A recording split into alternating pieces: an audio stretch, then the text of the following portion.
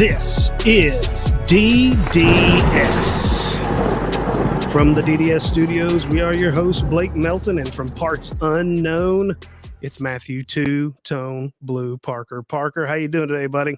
Hey, doing great. Just want to drop in for a little, maybe, I don't know, breaking news kind of thing we got going on about the stadium.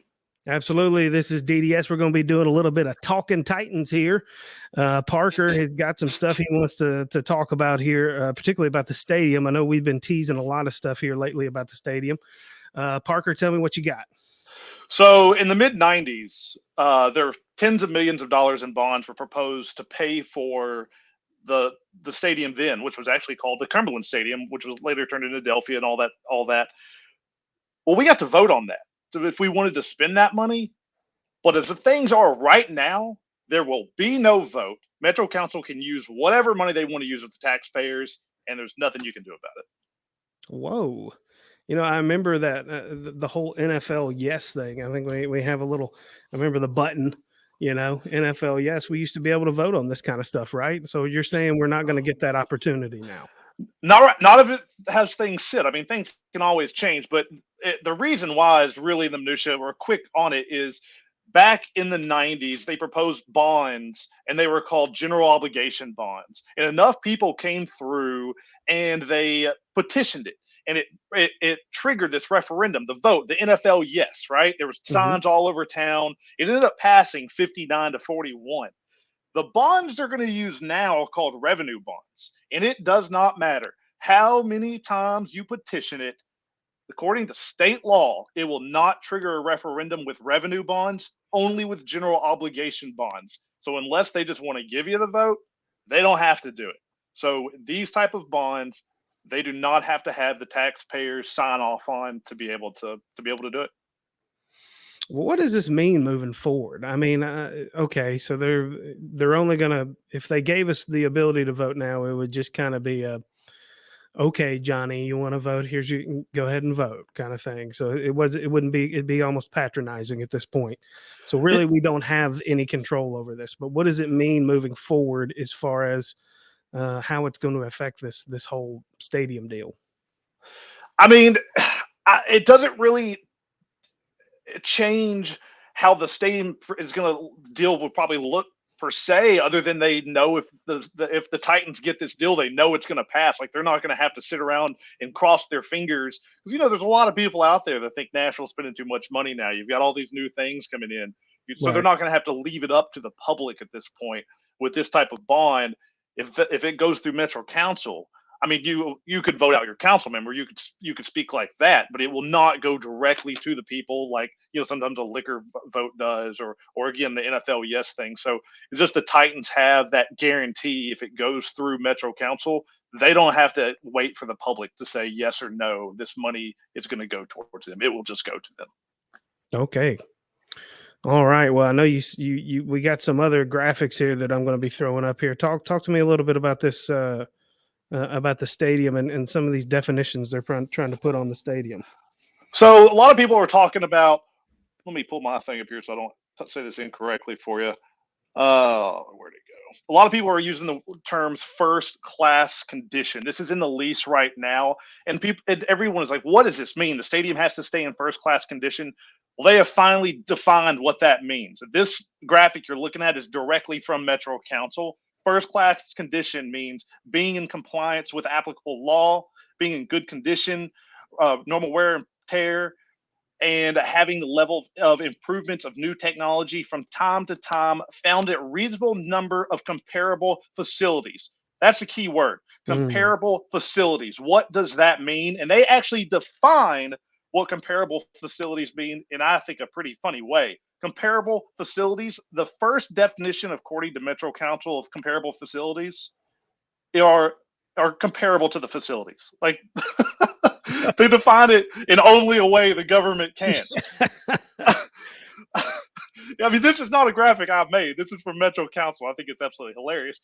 But anyway, as of similar age, located in major metro areas of the U.S., including other football stadiums, deemed comparable facilities. These are facilities they deemed comparable in the 90s. And if you look at this, it's actually pretty interesting. Most of these are baseball parks. But also written into this lease is not a dome. So it does not mean that we would they have to build a dome. That's not a comparable facility. The thing that they talked about, though, with that other slide, it talked about keeping up with, advancements in technologies and things. So level of improvements of new technology. If all those comparable facilities have a better jumbotron, you have to have a better jumbotron. But if one of them comes out and wants to put in, hovering seats, it doesn't mean that the Titans would have to do it. The majority of them would have to do that, is how they define this. Yeah. So did I read in here that it has to be a similar age? That's yes. what a comparable facility. I mean, so but there's a 20-year window of comparable facility age, from 10 years before the stadium was built to 10 years after. It has to fall in that window. I just feel like that is so gray. They have left themselves so much latitude there that they can make this mean whatever they want it to mean. I mean, if you're talking about a stadium, I mean, let's see how far. I mean, we're 10 years before and 10 years after it was built. Correct. So you're looking at a 20-year window.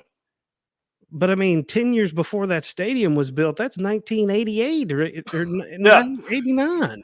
That list where they deem comparable stadiums, some of them aren't even stadiums anymore. Yeah, that's what I'm saying. Like you're comparing what is considered ancient, comparable stadiums at this point. And it's still, even though we have a definition, the definition is still super gray. I mean, it's so nebulous at this point. The fact that they use the word a comparable stadium to describe comparable stadium, I don't even know what to say to that. There are some other interesting things we've learned today, that the lease goes through 2028. They can extend it 1 year after that to 2029. Then if they wanted to, the Titans can extend it another 10 years. So technically they could extend this lease to 2039. Yeah. So we could be playing in old rough and tumble Nissan Stadium for 10 more years. Is that what I'm hearing? It could. I mean, who knows what happens? But hey, it does sound to me, the more and more things I hear, we are going to probably get a new stadium. I believe we were thinking we were going to hear more things at the end of August. I think that timeline may have pushed back because they hired we talked about this on Twitter about a week ago. They hired a consulting firm to come in and give it some new prices. The same consulting firm from 2017. That firm said it was probably going to take about 14 weeks, which puts us in November.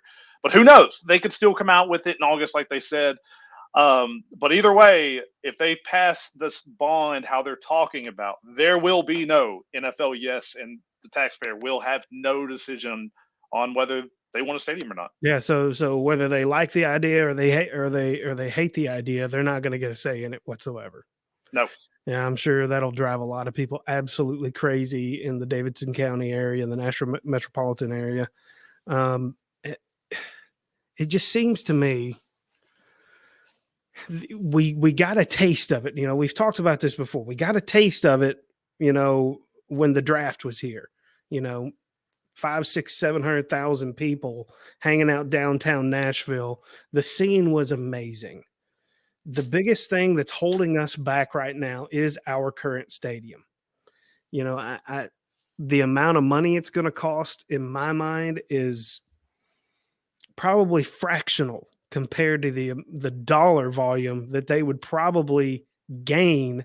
Because I can tell you, all of these big events, we've talked about this a million times, like I said, they've got to be itching to get a piece of Nashville, but they have to have not a first class, but a world class facility to be able to host these big events.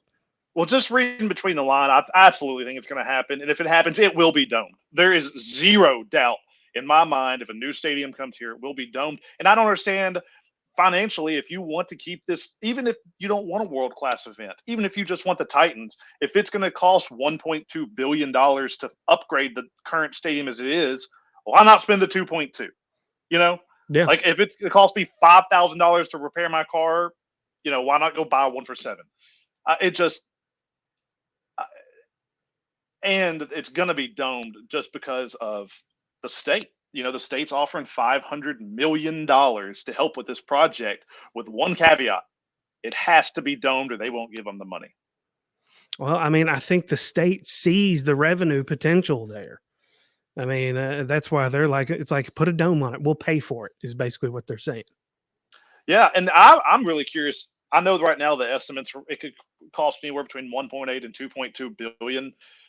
I would not be shocked if this creeps over that number. Yeah, it seems like every time they build one of these brand new stadiums that one always beats the other in price. Like it's almost a competition at this point for them to see who can build the biggest and nicest stadium. You know, the freaking Death Star that they built in downtown Las Vegas. I mean, that is something to behold. I mean, I remember when they built Mercedes-Benz in Atlanta, and it was like, golly, that place was amazing. So, I mean, and of course, there's Jerry World, right? I mean, so Right. it's all some of it's shock and awe, but I mean, the reality is those places are the places that are going to be considered for these huge events. And you know, I don't know if you know any of the revenue numbers that we picked up from the draft, but if you can imagine that times 2 or 3 or 4 or 5 fold to be able to host an NCAA college football championship, to be able to host a FIFA event, to be able to host a Super Bowl, all these things more than pay for that. Oh yeah, I mean, it brought in tens of millions of dollars. Problem is, a lot of that money, you can go back to an old podcast, went to the Music City Center people because of different zones down there. But and there's a whole thing about them developing the East Bank. They are concerned with like who's going to pay for the upkeep of the parking lot. You know, if there's a new one. Right now, it's kind of it's Titans slash Metro. Who's going to pay for the upkeep of the water lines that go to the stadium and do all this? Right now, that's Metro. They're talking about in new contracts. Would the Titans be forced to take care of that? Just how much development do they have in that area? There's like 330 acres that they're concerned about on that entire East Bank area. Yeah, I mean, there's a lot of minutia that has to be worked out, obviously. But I think the big thing is the sooner they can get the thumbs up and get this thing started, I think the sooner everybody will be ready to. Let's be real here. It would galvanize probably the fan base here in Nashville. Not that we really need that much galvanization already, but I mean, talk about something to be excited about. As soon as they give the thumbs up on that and they start working on it, I think it would be something that would definitely be a positive for the area. So I'm very excited to hear about all that. And I mean, I'll link in the description the podcast that Parker was just referencing there in the description there. I'll put it in the description here for us. But yeah, man, this is all interesting stuff. It seems like it's evolving. It is. The key word to remember this, if all this going down, is revenue bonds. If they pass it with a revenue bonds, unless they decide to give you a vote, it does not matter if every single citizen in Davidson County petitions it. They can spend what they pass with that, and you will not have anything to say about it. Mm. Well, I guess we'll just kind of have to wait and see there on that. I mean, unfortunately, in life, there are things that we just don't have control over, and it seems like this is one of those instances, unfortunately. But hey, while I got you here, Parker, let's talk a little bit about training camp, man. Something fun. Let's talk about it, man. You know, I've been seeing a lot of videos on Twitter, a lot of little clips of different drills being done by some folks. I've seen Robert Woods out there. His knee looks great. I've seen Treylon Burkes out there looking like a freaking NFL wide receiver. He looks like a first-round pick. And they've come out and straight up said, like John Robinson the other day on the Buck Rising show said, hey, this guy looks like the guy that we scouted at Arkansas. And he's fit and ready to go. And you can just see it in the videos. There are numerous reporters out there that say how he looks fit. And he just burned McCreary on a video this morning. Oof. And that wasn't a McCreary thing. That was just a move. Yeah. I mean, honestly, people might have something to say about this, but he kind of looked like AJ running some of those routes out there. Honestly, you know, big physical, putting a body on him 5 yards out and then creating space and just unbelievably soft hands and just moving it upfield. And hey, when we're all watching Treylon, but Caleb Farley's out there without any kind of braces, looks good. And something not a lot of people are talking about is Tanny. Tanny yesterday went 7 of 7. Yeah, I've seen some videos of him. I mean, Tannehill looks great right now. He really does, and I'm really happy that he does, because I think that it's a shame that we say that he has something to prove, but unfortunately, he feels like he does. I'm sure that there are fans out there that believe that he does as well. I think that watching the video of Malik Willis, I can see he's a couple years off. He needs a couple years running some drills. His footwork is different. He's uncomfortable throwing, moving to his left, really uncomfortable. You can tell the difference between Tannehill and Malik. Oh, for sure. Absolutely. And which we expected, right? Yeah. I mean, no one, well, maybe someone who usually sits to my left over here sometimes thinks that maybe there shouldn't be a difference, or there isn't a difference. But I don't think either one of us really expected him to come in and be the guy. I don't even expect him to be the guy next year. I would have loved for him if he came in and he was the guy. It's one of two things: Tannehill just absolutely cratered, or he pulled a Russell Wilson and came in and was just better than everybody expected. So he is doing what we've expected, and we are so early on. We've still got weeks left, and then preseason's going to tell us a lot. Yeah, I mean, we're not probably going to do our prediction shows for the NFL until they get well into training camp, just because, and into the preseason rather just because, unfortunately for these guys, I mean, these are a bunch of old men out there playing professional football. Somebody's going to get hurt, and it's going to change everything for a few teams. But I mean, looking though, I mean, you mentioned Caleb Farley. What has been the reports on him and how he looks like he's turning out so far? I mean, so far he's looking really good. He is supposedly like he's longer than what receivers are expecting. He'd be able to cover more ground, which was the report on him coming into the NFL. If you remember, his speed, his length. And people just aren't used to seeing a guy that size at cornerback right now. Although I will say Treylon owned him the other day on a deep play. But so he's just, and even one of the coaches came out and said that he doesn't realize how long and physical that he could be. That there's room for him to even get better. But right now, all signs are pointing to this guy might be who we drafted. We just got to keep him healthy. Yeah, and I mean, now that they know, now that he's back. And presumably healthy at the moment, they're probably going to do everything they can to keep him healthy in practice, in the preseason, in drills and all that. They're gonna baby him a little bit. I mean, look, these guys are all being paid by the Titans, so I mean they're not going to do anything to harm their investment. As far as offensive line, seeing a few drills from there, I know that. I know old Duval guy that usually sits next to me here is going to have a lot of questions about the right side of the offensive line. Is Randu's going to be the guy? I think they're still moving people around, still trying to figure that out. I think they're hoping it's going to be him. I think we're going to know more about that in the next couple of days. I'll give you on our next recording, my official prediction on that one, because I've seen them moving them around. But yeah, I mean, they're tinkering. That's a big question, right? Yeah, it's all about keeping those big boys healthy too. We got to. I believe that Bradley called him an adequate center, and I'm like, adequate. This is something I don't know that we've talked about. Did you see Taylor Lewan news? I don't know that I've seen anything lately, so fill me in, please. He is taking the year off from social media. Oh yeah, I did see that actually.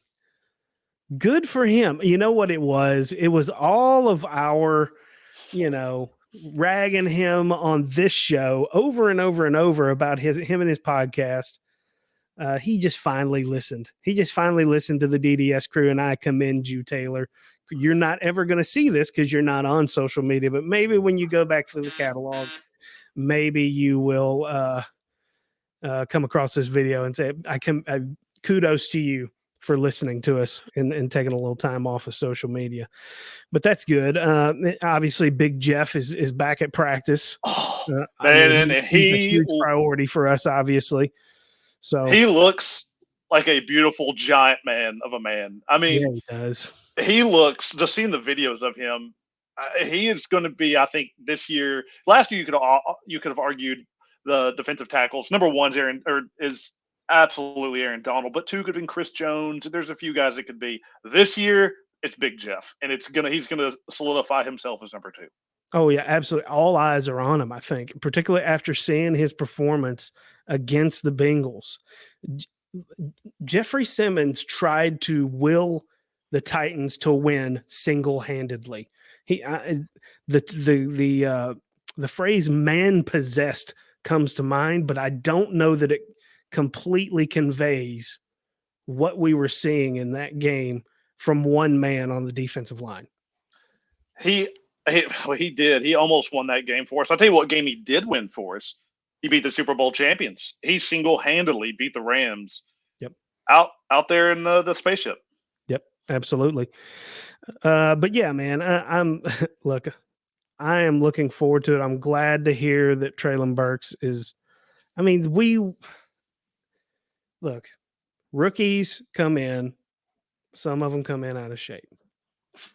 It's okay. To me, I'm okay with that because kids can get in shape.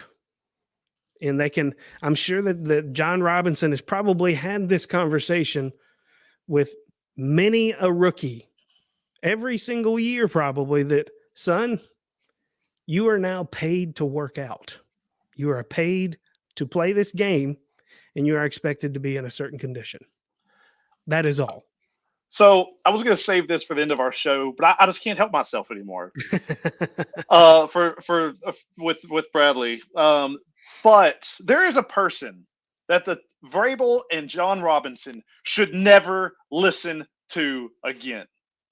And that is Sam Pittman, Arkansas head coach. And let me tell you why. One, he's like, oh, I didn't know about Treylon's asthma. Oh, yeah, he came in out of shape for us too. Like, I think that they probably would have liked to know that. Do you know else who Sam Pittman was? He was the offensive line coach in Georgia for one Isaiah Wilson. This man is a liar and cannot be trusted about his players when called upon. You just got to go by the tape. Can't listen to Pittman. Well, I didn't think we were going to have one of those today, but my goodness. Sam Pittman, you've been officially put on blast. But, yeah, man, and I'm assuming we still got Fat Randy. Is Fat Randy still our guy? So apparently right now, they had a guy they brought in, but unfortunately he's on the PUP. And if you're not out there making kicks, you just don't. You know what I mean? You're not going to make it. There's probably a couple of other ones on there. They have so many guys out there right now. Yeah, unfortunately for kickers are kind of a dime a dozen. So, I mean, you just kind of find one that works and you stick with them as long as you can. But, yeah, hey, you got anything else you want to talk about with the Titans? Anything with how can we have a conversation about the Titans and not talk about the king of kings? Did you see the picture on Twitter of him walking in with that Eddie George shirt with no sleeves on? Yes. Oh, God, what a freaking mountain. I didn't think it was possible, but he might be bigger. He might be 250, 260 this year. It's the new hair too, man. Like it feels weird to come on here and just absolutely goo gaga over two grown men, but that's what we're doing. I mean, Derrick Henry I think he's back. I think he's going to have just an absolutely enormous year. His arms look like they're CGI. They don't look real. Yeah, I agree. I was looking on Twitter earlier today before we came on. It's some of these rankings that they do, some of these lists. I mean, some of the lists are absolutely stupid, but I think I saw where somebody had Derrick Henry listed as like the 5th or 6th best running back in the league. I'm like, who are we putting above Derrick Henry? No, there are arguments to be made for fantasy purposes of taking people but if we're talking just pure talent, pure just beast of a running back, Derrick Henry at this point, and this is not me being a Titans fan, Derrick Henry is in a echelon of greats at this point. His career could be done at this point, and he has put on a clinic over the last few years of something that honestly no one else has done. Yeah, I mean, he's doing things that we haven't ever seen before, particularly from a guy his size. And people thought, well, he can't catch the ball. Last year he was on pace to catch 40 passes. I mean, that's not. I mean, I know it's not Austin Eckler out there catching 70, but 40 is a lot. Yeah, I mean, if Derrick Henry catches 40 passes, I'm feeling pretty good about our chances. Quite frankly, anytime we can get the ball in his hands in space, oof, look out. That's all I'm saying. But yeah, and let's see who else. We have Haskins there. Is that right? Yeah, Hassan Haskins brought him in. Catch a pass on Twitter the other day on the clip. Yeah, supposedly he's been looking good in the receiving role, but he's really a backup for Henry. I mean, he's not Derrick Henry, obviously, but he's that style of runner. So yeah, we got him and got Hilliard. Hilliard's still there, so I mean, he's kind of more of the dynamic guy, I guess, is what he is. He is. He's the pass catching guy. Since I would have rather have kept Foreman if we didn't draft Haskins, but Haskins is a better version. If we could afford him, and if we could have afforded him because of how great a season he had, we really do wish him nothing but the best. And he good on him. Good on him. Go get paid, buddy. Yeah, absolutely. Well, you got anything else, man? That is not it. That is it. Just continuing to monitor stadium stuff, and hopefully we'll have an update at the very latest in 3 weeks, but hopefully before that. Absolutely. Well, guys, thanks for joining us today on a little impromptu DDS Sports Talk, talking some Titans here. DDS Talkin Titans. Appreciate you being here. Go ahead and hit that like and subscribe button down there below. Hit Rumble on Rumble. Go ahead and check us out on all our social media, Twitter, Instagram, Facebook, and TikTok. And you can get all the audio versions of all these podcasts on your favorite podcasting platform. Parker, what you got before we go? Man, I got nothing today. I'm just all out of everything. Just doing the research on the stadium is zapped me. I got nothing. Absolutely. Well, guys, everybody have a great weekend. And as always, it is two-tone blue all the way. You guys be well.